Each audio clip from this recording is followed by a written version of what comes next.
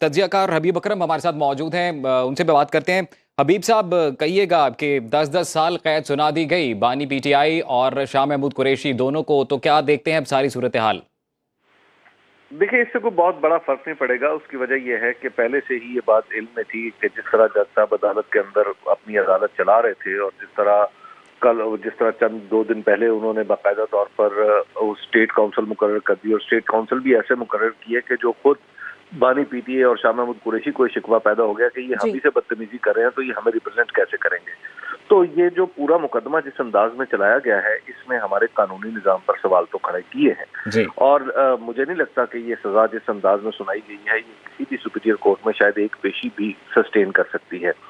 लेकिन ये जो भी सजा सुनाई गई है, दरअसल इससे और खुद पाकिस्तान तहरीक इंसाफ के लोग जो हैं वो अदालत के अंदर भी ये कह चुके हैं कि सारा का सारा मामला 8 फरवरी के इम्कानी नताइज को मुतासिर करने के लिए है।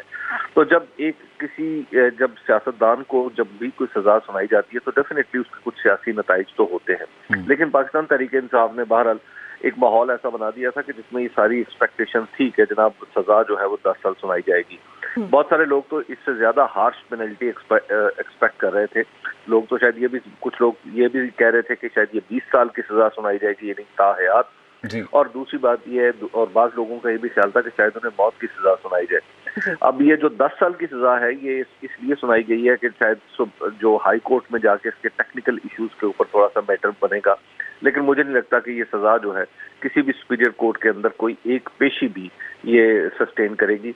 मेरा ख्याल है कि ये मुकदमा जो है, ये जो आज सजा सुनाई गई है, इसने अगले रास्ते जो है आला अदालतों को काफी आसान कर दिए हैं। जिस अंदाज में ये मुकदमा चला और जिस अंदाज में जज साहब का जो जज साहब ने रवैया इख्तियार किया, उसने बहुत सारे सवालिया निशान खड़े कर दिए। तो हबीब अकरम साहब, हम कहीं ना कहीं ये कह सकते हैं कि हमने देखा गुज़श्ता रोज जब भी हेयरिंग्स हो रही होती थी तो उन समातों के दौरान भी शाह महमूद कुरैशी की जानिब से भी, इवन दो इमरान खान की जानिब से भी बहुत ज्यादा एग्रेशन शो करवाया जा रहा था। तो कहीं ना कहीं ये उसी का रिजल्ट है फिर। देखिए, एक तो ये है कि जज साहबान को अगर ऐसी कोई बात होती भी है तो जज का इम्तहान ऐसी कैफियत में ही होता है कि जज गुस्से में ना आए। जज अगर कोई मुल्जिम उसके सामने कुछ सख्त उस बात कर भी गया है तो भी उसको इग्नोर कर दे। तो अगर जज साहब ने ये बात ज़हन पे लगा ली है, अपने दिल को लगा ली है, तो फिर तो एक सवालिया निशान पैदा होगा। लेकिन मेरा नहीं ख्याल कि किसी जज से ये तवक्को की जा सकती है कि वो मुल्जिम की किसी बात का बुरा माने। दूसरी बात ये देखिए, ये जो पूरा मामला है, ये जो साइफर केस का, इसमें भी बहुत सारे आईनी निकात हैं। ये साइफर केस जो है, ये बुनियादी तौर पर प्राइम मिनिस्टर के ऑफिस की प्रोटेक्शन के लिए है, सदर के ऑफिस की प्रोटेक्शन के लिए है। ये खुद सदर को और खुद वजीर आजम को इसमें मुलव्वस कर देना, ये बात जो है दस्तूर की मंशा के खिलाफ नजर आती है। तो मुझे ऐसा लगता है कि जब ये मुकदमे की अपील होगी और जब सवाल की सूरत में ये सुपीरियर कोर्ट्स के पास सामने जाएगा, तो उस वक्त ये पहलू भी इस पहलू पर भी गौर होगा। और मुझे नहीं लगता कि ये सजा जो है किसी भी सूरत, क्योंकि मुझे ऐसे लगता है कि ये मुस्तकबिल में ये जो FIR दर्ज की गई है, यही पूरी की पूरी क्वाश हो जाएगी। यानी इसको खारिज करना पड़ेगा। ये मुकदमे की कार्रवाई जो है एक वजीर आजम के खिलाफ, बहुत सारे जो कानूनी माहिरीन है उनकी राय ये है कि इस तरह नहीं चल सकती। लेकिन बहरहाल पाकिस्तान का हबीब साहब, ये कहिएगा कि ओवरऑल पॉलिटिकल सिचुएशन पे क्या इम्पैक्ट देखते हैं आप इस फैसले का? सियासी मंजरनामा अब किस तरह तब्दील होता नजर आता है?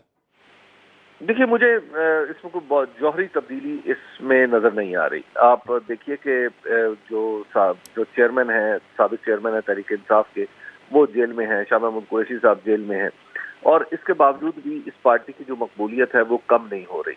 तो अब अगर सजा भी सुना दी गई है तो मेरा नहीं ख्याल कि इससे कोई जौहरी तौर पर फर्क पड़ता है, क्योंकि ये पहले से ही जैसे स्टॉक मार्केट में कभी कोई इकदाम हुकूमत रहती है तो वो पहले से ही फैक्टर इन कर लिया जाता है। तो बिल्कुल पाकिस्तान की सियासत के अंदर ये पहले से ही फैक्टर इन हो चुका है।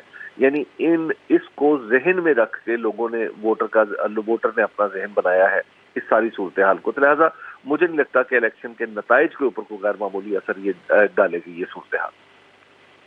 अब खबर आपकी दस्तरस में, हर वक्त बर वक्त। अभी सुनो न्यूज के YouTube चैनल को सब्सक्राइब कीजिए, बेल आइकॉन पर क्लिक कीजिए और बाखबर रहिए मुल्की और बैनुल अक़वामी हालात से यकीन के साथ।